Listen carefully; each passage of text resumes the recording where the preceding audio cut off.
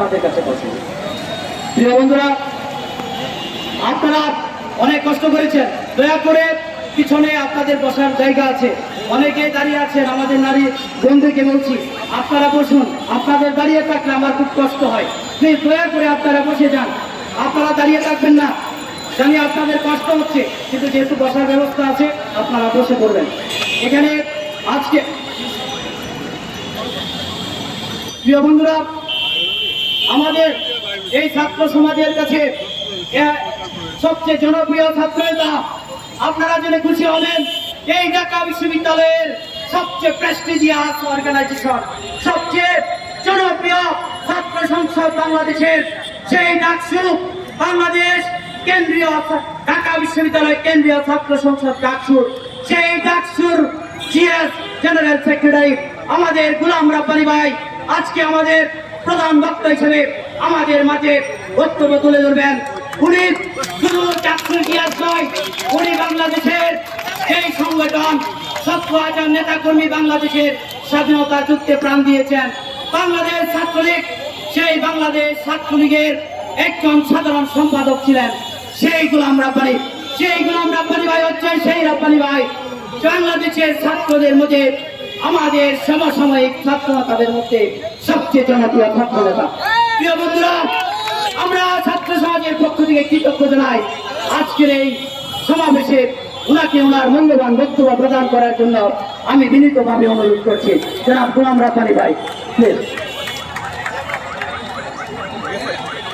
গোলাম রাব্বানী ভাই আসছে, গোলাম রাব্বানী ভাই আসছে, গোলাম রাব্বানী ভাইয়ের আগমন, শুভেচ্ছার স্বাগতম, শুভেচ্ছার স্বাগতম।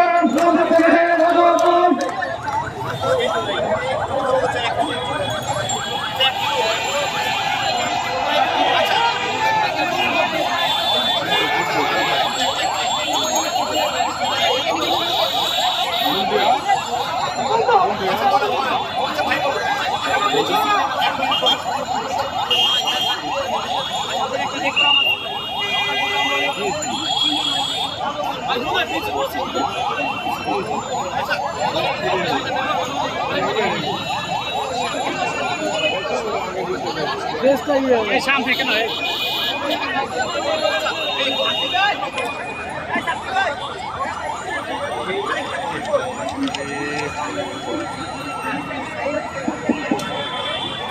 বিসমিল্লাহির রহমানির রহিম।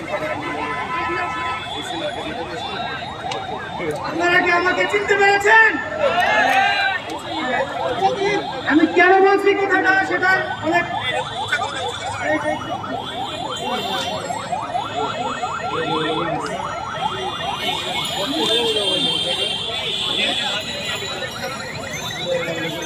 বিসমিল্লাহির রহমানির রহিম।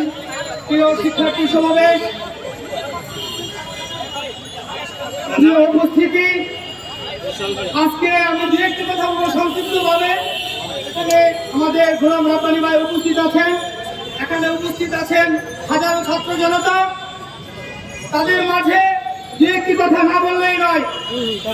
2012 সাল থেকে চাকরিতে আবেদনের বয়সসীমা 35 করার জন্য আমরা আন্দোলন করে আসছি।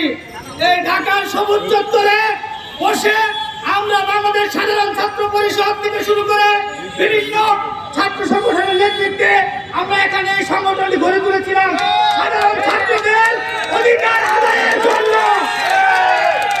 প্রিয় বন্ধুরা, আপনারা জেনে খুশি হবেন, আমাদের মাননীয় রাষ্ট্রপতি মহোদয় জাতীয় সংসদে সাধারণ ছাত্রদের কথা বলেছিলেন, আমাদের অধিকারের কথা বলেছিলেন। আমরা সেদিন মহামান্য রাষ্ট্রপতির সাথে একত্রিত ঘোষণা করেছিলাম, কথা বলেছিলাম।